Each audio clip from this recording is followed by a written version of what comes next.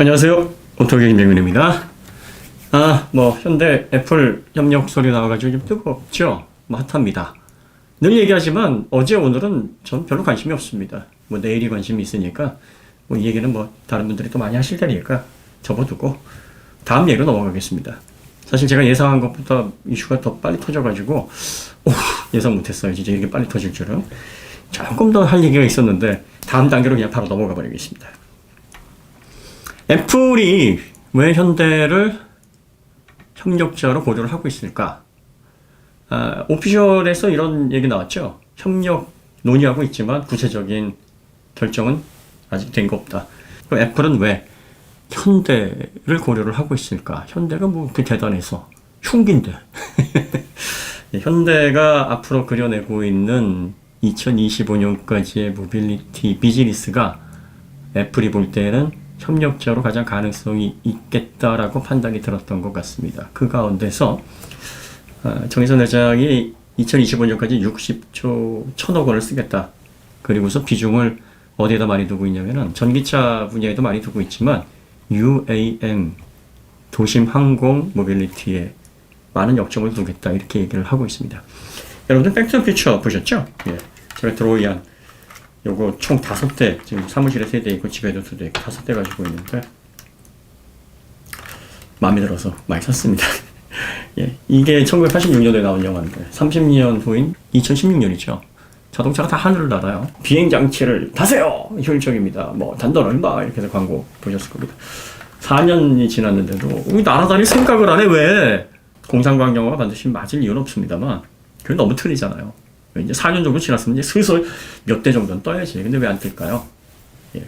이유는 간단합니다. 현재 아이스 엔진 자체가 소형 비행장치로는 자동차 형태에서는 날아다닐 수 있는 방법이 없어요. 자동차 크기로 날아다니게 하려면 경비행기처럼 날개를 접었다 폈다 이상한 형태로. 그래서 초창기에 날아다니는 비행자동차 나오고 보면은 이게 자동차야 비행기야 구분이 안 가죠. 또 활주로 필요합니다. 내릴 때도 비행기로. 이게 뭐예요? 그러니까 지금의 아이스 자동차로는 양력을 이용하지 않으면은 안정적인 비행이 어려우니까 동력만 가지고는 참 어려운 문제거든요. 그래서 날개를 배제시킬 수가 없어요. 이러면 주차도 이제 도심에서 어떻게 다녀요 이런 게. 그러니까 현실적으로 불가능했던 것이요.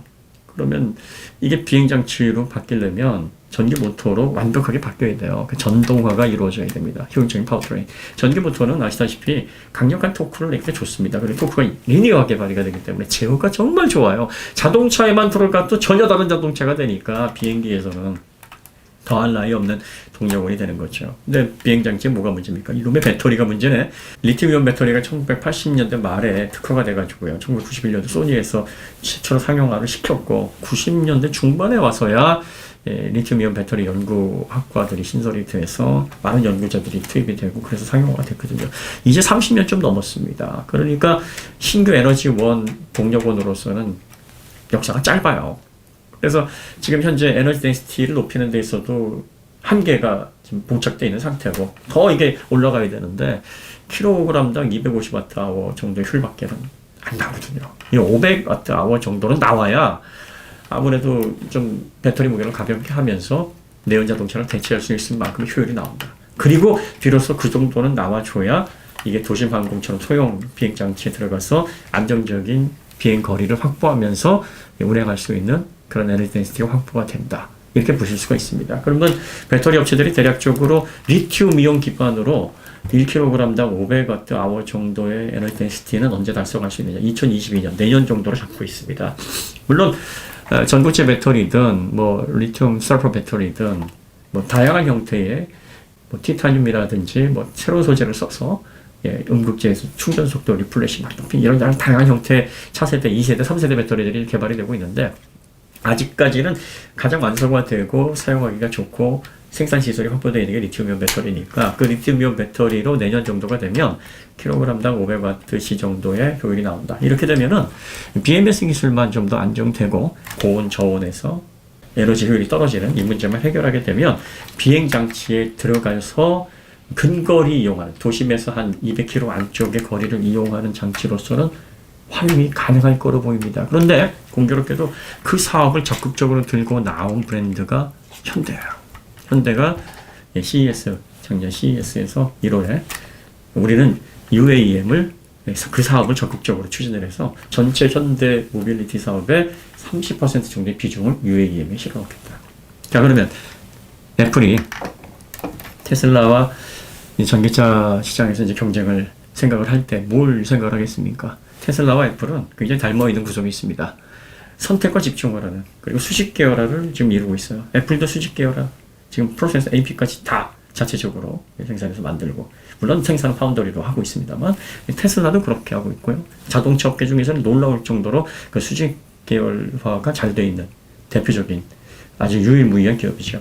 배터리도 이제 자체적으로 생산한다고 합니다. 테슬라는 물론 이 규모의 경제를 달성해야지만 협력사와 함께 상생할 수 있는 자동차 산업의 구조를 몰라서 스타트업인데도 불구하고 납품을 받아서 하면 되지 않을까 했다가 철퇴를 받고, 야, 이거 이렇게 해서 우리가 살아나려면 자체 생산할 수밖에 없겠다, 수직 계열화밖에 답이 없겠다 해서 그렇게 전환을 한 거예요. 그러니까 어쩔 수 없이 살아남으려면 그렇게 해야 되겠다 해서 그 어려운 터널을 뚫고 수직 계열화를 기적적으로 이뤄냈습니다. 어쨌든 두 기업의 방향은 비슷합니다. 그러다 보니까 두 기업 모두 선택과 집중을 합니다. 프로덕트이 많지가 않아요. 몇 개의 프로덕트를 가지고 서비스를 기반으로, 생태계를 기반으로 더 나은 경험, 익스페리언스를 제공하는 이런 비즈니스 스타일을 추구하고 있습니다. 그러다 보니까 애플과 테슬라의 전기차는 많은 부분이 닮아 있어요. 공통 분모가 많아서 17년 정도 앞서 있는 테슬라, 그리고 또 애플이 2025년도쯤에 뭐 낸다고 하면 거의 22년 정도인가요? 23년 정도 뒤처지는 거죠.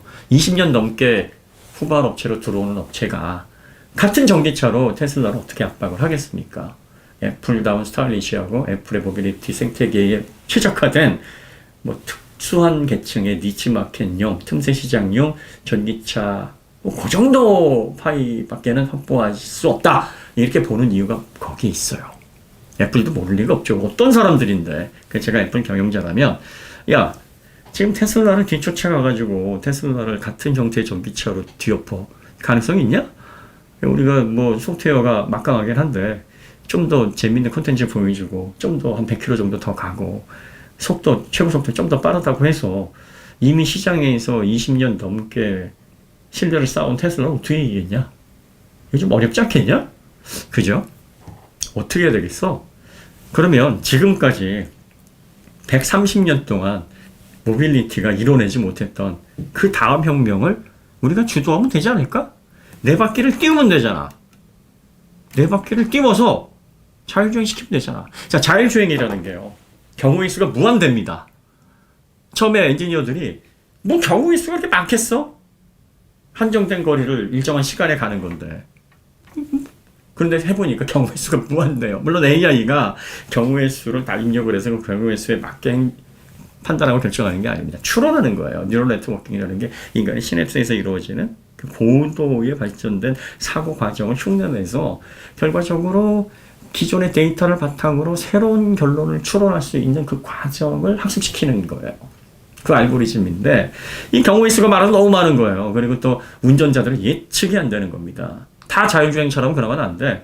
저 운전자가 도대체 왼쪽을 보고 있는데 왜 오른쪽으로 가다 다시 왼쪽으로 가고, 멈출 줄 알았는데 다시 질주를 하고, 애가 길을 건너려고 해서 봤더니 길 건너다가 중간에 뭘 떨어뜨렸다고 또 거기서 이런 말도 안 되는 상황들이 계속 벌어지고, 이게 계속 지나가면서 동시다발적으로 이루어지니까 자율주행이 그래서 안 되는 겁니다. 지금 4단계 근접한 기술 개발이 돼 있는 상황이라고 하지만 왜 상용화 못 시키냐면, 이렇게 경우의 수가 무한대인 도로에 딱 내놨다가 뭐 예상 못한 사고로 인해서 빵빵 초기에 이슈가 생겨버리면 자율주행 산업 시작하기도 전에 꼬꾸라집니다. 그러니까 결과적으로 뭘 들고 나왔냐면, 야, 라이다든 카메라든 이제 이게 한계에 있어. 이거는 그냥 기본적으로 갖춰야 되는 거고, V2X 이것까지 해서 다 네트워크까지 V2 에브리띵 다 연결시켜, 자동차를 다 연결시켜가지고 그냥 뭐 정보를 다 받아서 시뮬터니어스 로컬라이제이션 하고 또 네트워크를 통해서 정보도 받고 이런 식으로 해서 움직여야 자율주행이 비롯되니까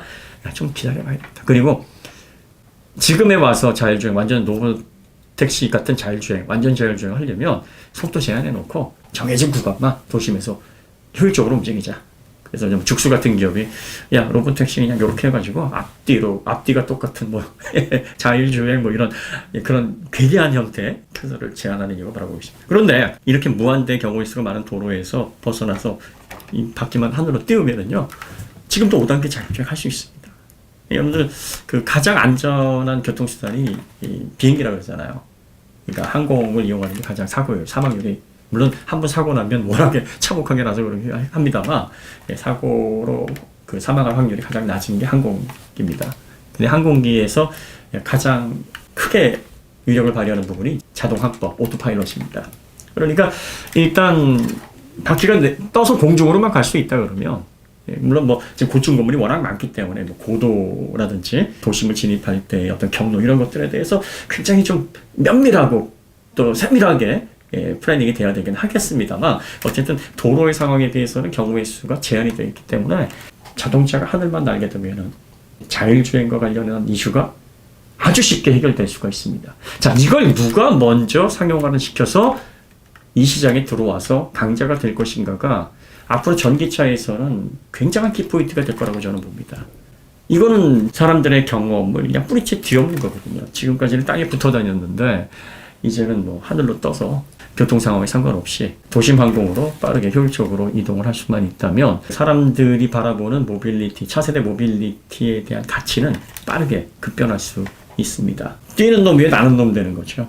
애플이 그걸 구상하고 있는 게 아닌가 싶습니다. 기본적으로 전기차 산업은 베이스로 하되 UAM 산업을 현대와 적극적으로 코어를 해서 애플 브랜드의 도심 항공, 자율주행이 완벽하게 구현되는 도심 항공을 통해서 새로운 가치, 새로운 모빌리티의 가치를 애플이 주도할 것이다라는 계획을 지금 내부적으로 수립한 것이 아닌가. 그리고 그 사업 파트너로서 지금 가장 근본적인 기초가 잘 닦여져 있는, 사실 현대가 보스턴 다이나믹스를 인수한 것도 자동차가 지상에서 움직일 때의 제어, 이 정도 수준의 제어인데 로봇공학에서 사용되는 그 사람 수준의 IMU 제어가 필요할까?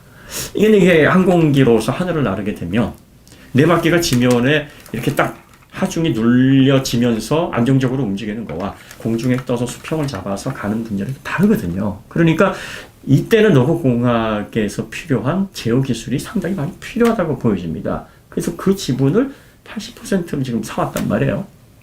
구글이나 소프트뱅크는 쓸 데가 없었는데 현대는 어디다 쓸까 했는데 제가 생각하기에는 UAM 기술에 그걸 접목을 할 거고요. 그리고 또 현대는 앱티브와 함께 이 모셔널이라는 자율주행 기업을 또 만들어 놨습니다. 완전 자율주행, 4단계 이상의 완전 자율주행을 목표로 해서 지금 기술 개발을 계속 매진하고 있는데, 자, 이 자율주행 핵심 기술, 그리고 또 도심 항공 소형 비행 장치에 필요한 고도의 제어 기술, 그리고 앞으로 모빌리티 환경의 30% 정도를 UAM으로 사업으로 전환하겠다는 장기적인 목표다. 여기에 애플의 강력한 소프트웨어를 통해서 도심 항공 비행 장치로서의 보안, 강력한 보안과 통합 제어. 사실 비행 장치들은 완벽하게 자율주행으로 움직여야 되고 전자동 시스템으로 로봇처럼 움직여야 되기 때문에 통합 OS의 필요성이 굉장히 대두가 됩니다. 자동차보다도 정밀하고 신뢰도 있고 또 안전한 OS가 필요합니다. 현재로서 애플 OS가 그 조건에 가장 부합됩니다. 애플의 강력한 소프트웨어, 그리고 현대가 차세대 모빌리티 비즈니스 가운데서 새로운 형태의 UAM 사업을 구상하고 있는 그런 계획들, 그리고 애플이 다양한 콘텐츠를 활용을 해서 생태계를 통해서 사용자들에게 새로운 경험을 제공해 줄 수 있는 그런 서비스 부분, 이런 부분들이 합쳐지게 되면 테슬라가 지금 전기차로 구성하고 있는 생태계보다 훨씬 더 강력한 새로운 모빌리티 생태계가 구성이 될 가능성이 있습니다. 이렇게 되면 판이 바뀌어요. 완벽하게 판이 바뀝니다. 왜요?